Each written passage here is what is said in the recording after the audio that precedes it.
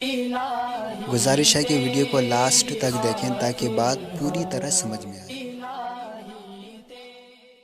افغانوں نے رشیا کو شکست دی ہے۔ دیکھو افغانوں کی قربانی پہ پانی نہ ڈالا کرو۔ افغانوں نے بہت بڑی جنگ لڑی ہے سوویت یونین سے۔ رشیا نے مختلف ریاستوں کو نگلنا شروع کیا تھا۔ ازبکستان کھا گیا، آذربائیجان کو بھی کھا گیا، وہاں کے مسلمان نہیں ٹھہر سکے اس کے سامنے۔ بہت طاقتور تھا، بہت ظلم کیا اس نے۔ اسی نیت سے آیا وہ افغانستان۔ لوگ کہتے ہیں امریکہ اور روس کی جنگ تھی، تو اس وقت کیوں نہیں چھڑی گی جب آذربائیجان میں روس آ گیا تھا؟ اس وقت روس اور امریکہ نے جنگ کیوں نہیں چھڑ دی؟ نہیں یاری سمجھ میں، کیا کریں بھائی؟ جب ترکمانستان پہ روس نے قبضہ کیا تو اس وقت امریکہ نے جنگ کیوں نہیں چھیڑ دی؟ رشیا کے مقابلے میں کیوں نہیں آ گیا؟ ہوا یہ ہے کہ جب افغانستان آیا رشیا اور اس نے افغانستان میں بھی مکمل تسلط قائم کیا، تو اس کو یہ خواب و خیال میں بھی نہیں تھا کہ مجھے یہاں سے واپس جانا پڑے گا، کیونکہ اس نے سوچا تھا میں اتنی بڑی بڑی ریاستوں کو ہڑپ کر گیا، اس کو بھی ہڑپ کر چکا ہوں، یا تو شروع میں ہو جاتا نا بھائی، شروع میں لڑ کے مجھے گھسنے ہی نہ دیتے، اب تو گھس کے ہر محکمے پہ قبضہ کر لیا میں نے۔ افغانوں نے الحمدللہ غلیلوں سے اور پتھروں سے لڑائی کا اور آغاز کیا، وہیں کے مدارس کے علماء طلبہ اور جو لوگ دین سے جڑے ہوئے تھے۔ افغان آرمی بھی کس سے مل گئی تھی؟ رشیا کے ساتھ۔ حکومت بھی اس سے مل گئی۔ ایسے موقع پہ اسباب کی دنیا میں لڑنا ممکن نہیں ہے، مگر افغانوں کی عظمت کو کروڑہا مرتبہ سلام۔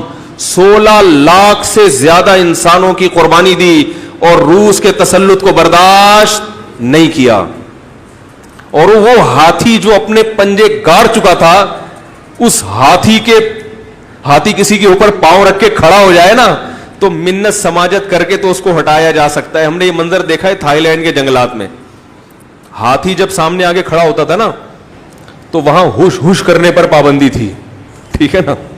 جیسے بلی آ جائے نا ہش کر کے بھگاؤ، کتا ہے تو آپ ہوش ہوش کرو، ڈر جاتا ہے۔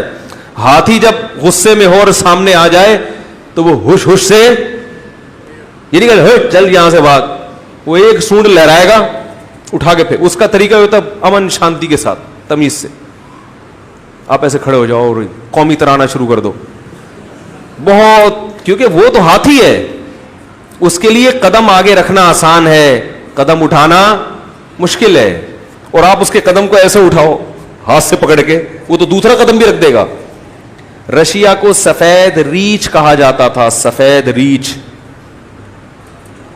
ظلم اور بربریت کی داستانیں قائم کی تھی افغانستان میں۔ اللہ افغانوں کو جزائے خیر دے، جنہوں نے اتنی قربانیاں دی ہیں، اتنی قربانیاں دی۔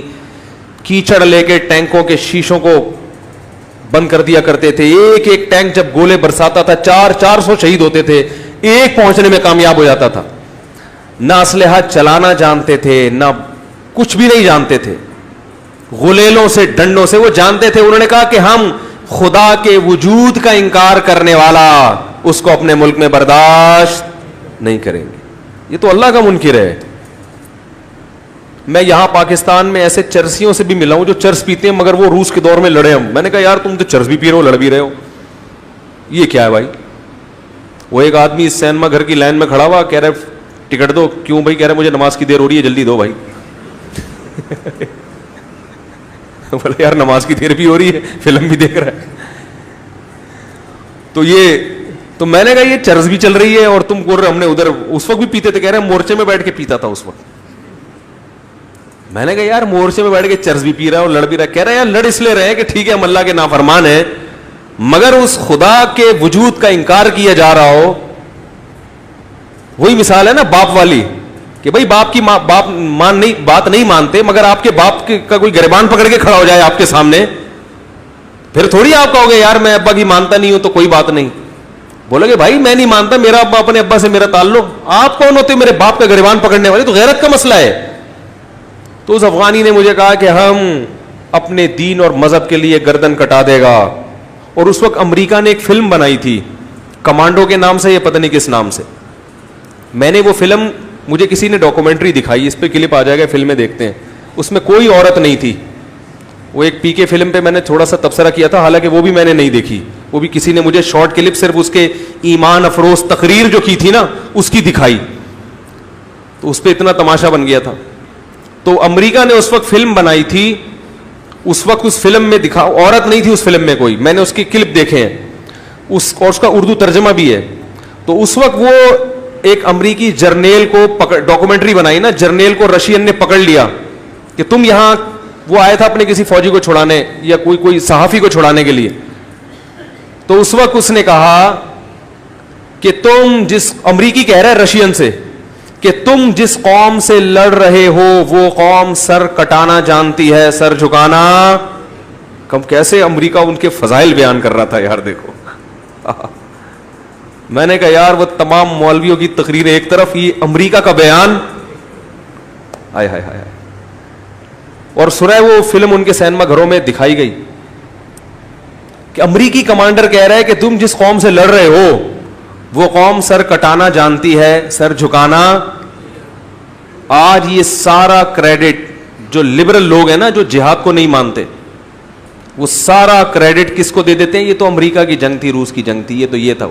ٹھیک ہے امریکہ نے مدد کی ہے, مگر امریکہ نے جب دیکھا کہ یہ افغان کھڑے ہو گئے ہیں اور رشیا کے بس میں ان سے نمٹنا نہیں ہے, ہارے گا, پھر انہوں نے کہا چلو انگلی کٹا کے ہم بھی شہیدوں میں نام لکھا. کیونکہ رشیا سے تو سبھی خوار کھا رہے تھے نا, امریکہ بھی پریشان تھا رشیا سے, جس طرح وہ پھیلتا جا رہا تھا. پھر تو سب نے مدد کی ان کی, پاکستان نے بھی کی اور سعودیہ نے بھی کی, سارے ملک اکٹھے ہو گئے. اور لیکن وہ آخر میں ہوا ہے, اصل تو جنگ کس نے لڑی ہے. اور دوسری بات, اگر کوئی مدد کر بھی رہا تھا تو جان کون پیش کر رہا تھا؟ بھائی میرا کوئی دشمن ہو, آپ میرے دشمن سے لڑ رہے ہو, اسلحہ میں دے رہا ہوں, لیکن جان پہ کون کھیل رہا ہے؟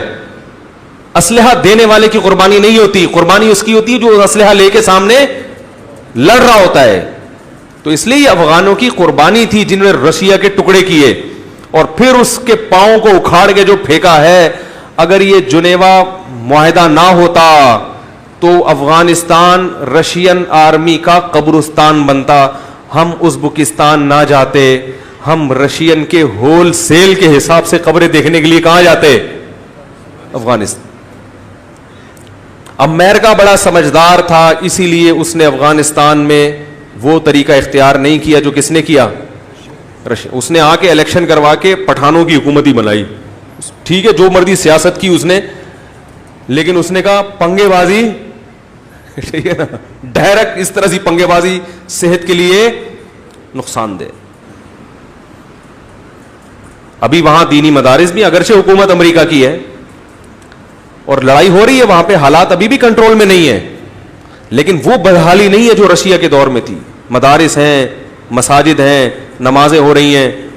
رشیا نے آ کے سب ختم کر دیا تھا. تو ایسی اس کو چپت لگی پھر رشیا کو کہ وہ دنیا نے عبرت حاصل کی کہ بھائی ان کے مذہب کو مت چھیڑو. سمجھ میں آ رہی ہے بات؟ کچھ بھی کرو ان کے مذہب کو مت. ابھی اب امریکہ ہے مگر مذہب کو نہیں چھیڑا. اسلامک یونیورسٹیاں بھی ہیں اور اماموں کی تنخواہیں بھی ہیں اور عدالتوں میں شریعت بھی نافذ ہے, علماء بیٹھے ہوئے ہیں عدالتوں میں. لیکن بہرحال ایسے حالات نہیں ہے جیسے پہلے ہوا کرتے تھے افغانستان کے, اور چل رہا ہے ابھی بھی سلسلہ. تسلط ابھی بھی قائم نہیں ہوا, معاہدے ہو رہے ہیں, دونوں کے بیٹھ کے میز پہ بیٹھتے ہیں اور بغیر کسی نتیجے کے. طالبان کا ایک ہی دعویٰ ہے کہ پہلے فوج لے کے جاؤ, وہ کہیں جی لے کے ہی جانا ہے تو پھر مذاکرات کس بات کی کرنے بھائی. وہ کہہ رہے ہیں نہیں بیٹھ کے مذاکرات. تو یہ چل رہا ہے, دعا کرے کوئی خیر کی صورت نکلے, افغانستان میں امن قائم ہو. تو بات کو میں ختم کرتا ہوں. تو جب افغانوں نے اس کے قدم کو اکھاڑا ہے تو الحمدللہ پھر وہ اپنے ہی ملک میں پنپنے کے قابل. اور یہ تو رشیا نے بڑا اچھا کیا کہ ان ریاستوں کو خود سے اس نے آزادی دے دی. اگر آزادی نہ دیتا تو یہ افغانی رشیا کی سرحد میں ان لوگوں کے ساتھ مل کے اس ملک میں گھس کے روسیوں کو مارتے اور وہ بھاگتے. وہ کہتے ہیں ہم نے وہاں تو پٹائی کھائی ہے, کم از کم یہاں تو چھوڑ دو ہمیں. تو رشیا نے بڑی سمجھداری کی, بولا جو ملک کو آزادی چاہیے بھائی لے لو یار. تو یہ سارے کنٹریز آزاد ہو گئے, ازبکستان, ترکمانستان.